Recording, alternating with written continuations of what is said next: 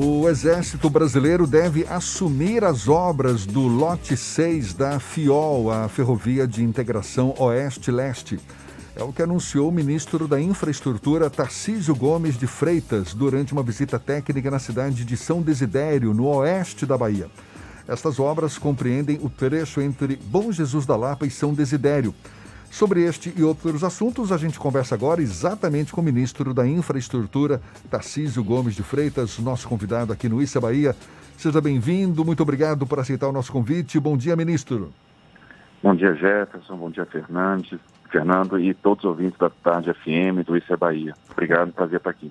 O que está faltando para a conclusão da FIOL, que já tem 80% de suas obras concluídas? Vamos lá, eu tenho que dividir a FIOL em dois segmentos.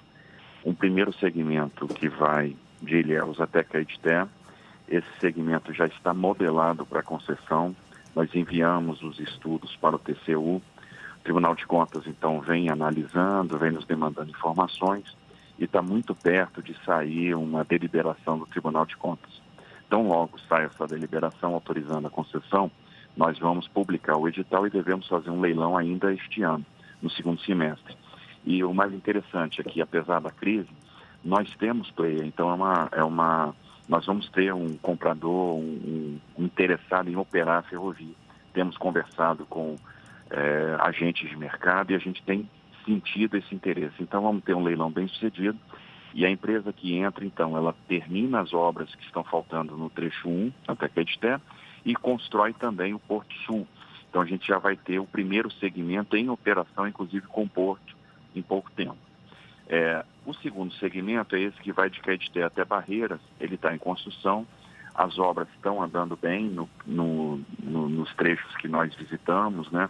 Nós temos apenas esse trecho de Bom Jesus da Lapa até Correntina, que precisa aí de um impulso, e por isso nós estamos demandando o Exército, né? O Exército tem uma longa tradição na engenharia. Recorremos ao Exército na BR-163 Pará o ano passado, tivemos um êxito, uma obra que estava inacabada há 47 anos, foi concluída em 11 meses, né, com a presença do Exército Brasileiro. O Exército não fazia uma obra ferroviária desde a década de 90, a última obra ferroviária foi a Ferroeste, no Paraná, e agora nós vamos colocar o Exército. Nós temos um batalhão aí tradicional em Barreiras, né, que vai ajudar fazendo toda a parte de terraplanagem, toda a preparação até o sublastro, e na sequência o batalhão de Araguari entra fazendo a montagem da grade. Então nós temos à vontade os recursos, né? O governo Bolsonaro priorizou a Ferrovia de Integração Oeste-Leste como uma obra prioritária, uma obra importante, e nós vamos dar um grande impulso para que a gente tenha esse trecho até Barreiras concluído até 2022. Ministro, a licitação para a conclusão das obras da FIOL, que é um processo que já vem se arrastando há muito tempo, aqui na Bahia, por exemplo, a CBPM, que é a Companhia Baiana de Pesquisa Mineral, já realizou várias ações junto a lideranças empresariais do Estado, como a FIEB, a Federação das Indústrias, FEComércio, Federação do Comércio, a Federação da Agricultura, também a Associação de Agricultores Irrigantes da Bahia, a Associação Baiana de Produtores do Algodão, enfim, para que essas mesmas entidades encaminhassem ofícios ao Tribunal de Contas da União, demonstrando exatamente o interesse na conclusão desse processo licitatório da FIOL. O senhor tem conhecimento dessas ações e qual a eficácia dessas ações para acelerar o processo de licitação da conclusão das obras da FIOL? Eu tenho conhecimento. Essas ações são todas muito bem-vindas, né? Mostram o senso de urgência, mostram a importância desse empreendimento para a sociedade, para o empresariado da Bahia, para o setor produtivo baiano e para o Brasil. Então, essas manifestações sempre elas sensibilizam, elas tocam lá o coração daqueles decisores do Tribunal de Contas, com certeza eles vão ser tomados aí desse senso de urgência. A gente está em conversas com o Tribunal, as conversas têm sido excelentes. O Tribunal ele tem compreendido a importância de a gente alavancar investimentos de infraestrutura, como isso vai repercutir no emprego, como isso vai repercutir na renda, né, na produtividade. Então, Nós temos um desafio econômico, que é o desafio de aumentar a nossa produtividade, e esses empreendimentos de infraestrutura são fundamentais. Em particular, a FIOL, que vai atender no primeiro momento o setor mineral. Nós temos que aproveitar o bom momento do setor mineral, que não foi impactado pela crise. Alguns países, e aí notadamente a China, já começam a sair da crise e demandar com muita força o minério de ferro.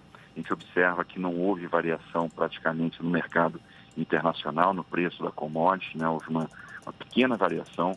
Então, a gente conseguiu manter o impulso no setor mineral e essa ferrovia vai ajudar muito neste primeiro momento o setor mineral. Mas com a expansão da ferrovia para o oeste, na sequência, nós vamos também pegar a carga do setor agrícola, setor que tem crescido muito no oeste baiano. Nós temos aí cidades importantes, produtoras de grãos, produtoras de algodão, e nós vamos aproveitar a capacidade ociosa da ferrovia, porque o minério vai consumir apenas uma parte da capacidade, né, para transportar também grãos por meio da ferrovia. Então, é um empreendimento importantíssimo para o estado da Bahia, é um empreendimento que representa conectividade, né? No futuro nós vamos ter essa ferrovia ligada também à ferrovia Norte-Sul, que é uma grande espinha dorsal ferroviária, que nós fizemos a licitação com muito êxito no ano passado, e no ano que vem ela já começa a operar integralmente desde Itaqui até o Porto de Santos.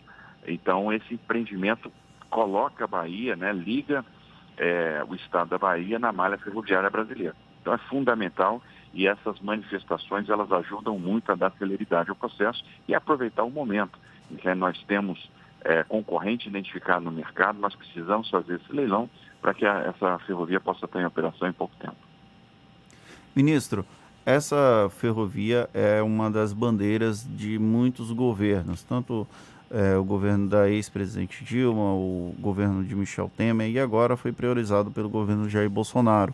E o governo da Bahia também tem feito interlocuções para que essa obra seja articulada, para que essa obra tenha o seu prosseguimento. Ela que tinha uma expectativa de ser entregue há algum tempo e infelizmente não aconteceu. Existe interlocução com o governo da Bahia para tentar, de alguma forma, auxiliar nesse processo de efetivação das obras, ou isso não chega a acontecer? Não existe. A gente tem tratado, por exemplo, a questão do Porto Sul, né, a questão das autorizações portuárias, né, o próprio governo da Bahia tem feito um movimento também junto ao Tribunal de Contas da União, compreende que essa obra é importante, assim como nós, né. Eu acho que a pauta da infraestrutura é uma pauta de convergência, e nós entramos sempre numa corrida de bastão, numa corrida de revezamento, onde alguém que nos antecedeu passa o bastão para nós, a gente procura correr o melhor que a gente pode para passar o bastão lá na frente, numa condição melhor do que aquela que nós recebemos. Observe que o governo Bolsonaro priorizou essa obra. Ano passado isso ficou muito evidente, porque nós tivemos uma restrição muito severa de recursos e nós realocamos recursos de outros empreendimentos no Brasil para que não faltasse o recurso na FIOL. Então, a FIOL foi estabelecida ali como uma prioridade máxima, com uma das principais prioridades. É uma ferrovia que está empregando aí mais de 1.000 pessoas. Observe que nós não paralisamos nenhuma atividade na FIOL. A obra manteve seu andamento com todas as cautelas de saúde ao longo desse período de crise. Então, a obra continua a pleno vapor. Estamos injetando mais recursos. Vamos dar uma boa solução agora para a questão dos trilhos, e isso vai dar uma produção muito grande em termos de obra, né? Ontem nós tivemos a oportunidade de visitar o canteiro, vimos a produção de dormentes, a produção de brita para lastro, então uma quantidade já grande de material estocado, tanto de dormente quanto de lastro, uma produção muito boa, muito conveniente, e a ideia de agregar o Exército nessa obra é justamente para aumentar a quantidade de frentes de trabalho e aproveitar toda essa experiência em planejamento de empreendimento, sobretudo, para que a gente possa dar maior produção. Então, é a prioridade do governo Bolsonaro no campo ferroviário, é a obra da Ferrovia de Integração Oeste-Leste na Bahia. Então, vamos fazer todo o esforço para concluir esse segmento até Barreiras em 2022, já tendo o primeiro segmento até Caeté operando, né, e com a construção do porto. Então, eu acho que é um governo que veio para concluir coisas que estavam inacabadas, que assumiu essa responsabilidade, que sabe que é necessário a gente dar continuidade. Então, o governo dá continuidade, né, que se encarou a infraestrutura como uma questão de Estado. E assim nós fizemos na BR-163 Pará, que nós concluímos uma obra de 47 anos, nós vamos fazer também na FIOL e a gente vai ver essa obra andando aí a passos largos. Ministro, o governo coloca como prioridade a conclusão da FIOL, agora em 2020, com o processo de licitação, enfim, e certamente um dos objetivos é aliviar antigos gargalos logísticos que o Brasil ainda tem no escoamento de produtos, enfim, e também atrair novos investimentos para o país. Agora, como é que o senhor avalia essa insegurança jurídica, digamos também a necessidade de uma composição de uma matriz de riscos que seja interessante para os investidores no momento em que o Brasil se revela um pouco fragilizado nesse ponto em relação a uma política não muito uniforme e que possa representar segurança para os investidores?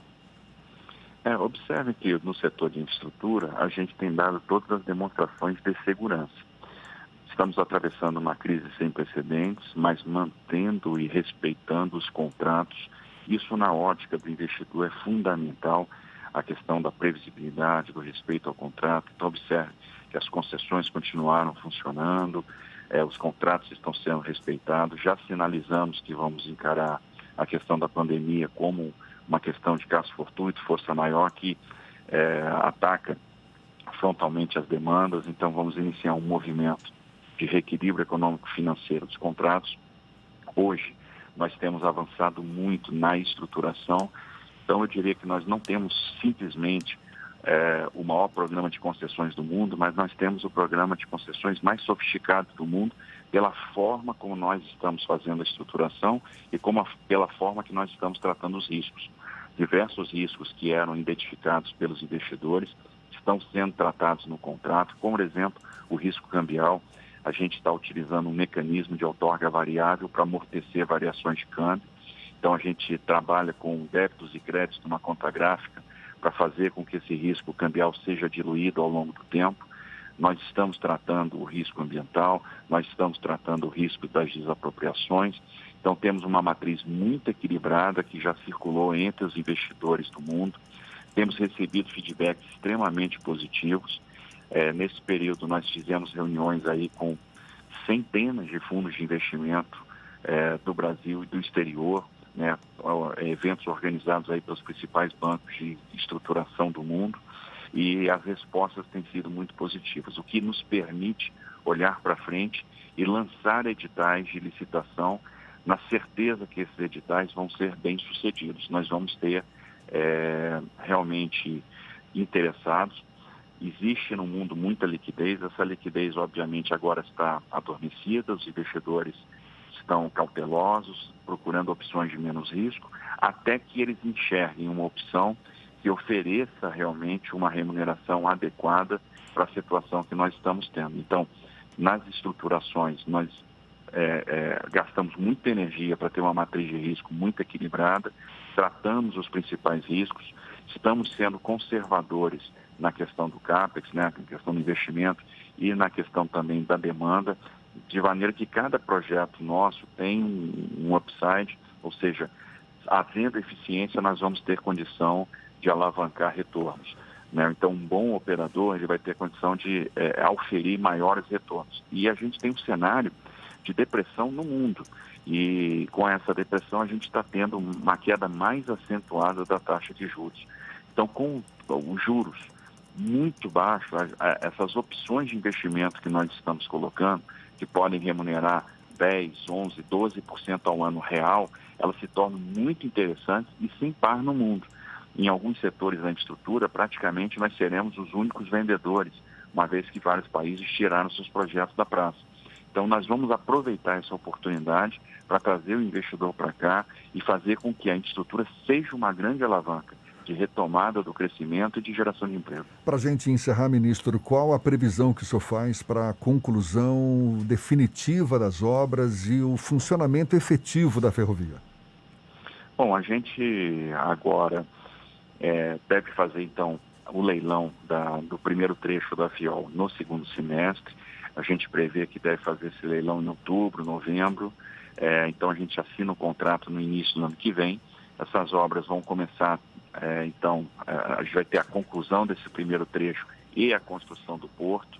Então, é algo que em 2023, 2024, a gente já deve ter a primeira operação, né? Porque o porto vai levar também um ano e meio, 2 anos de construção.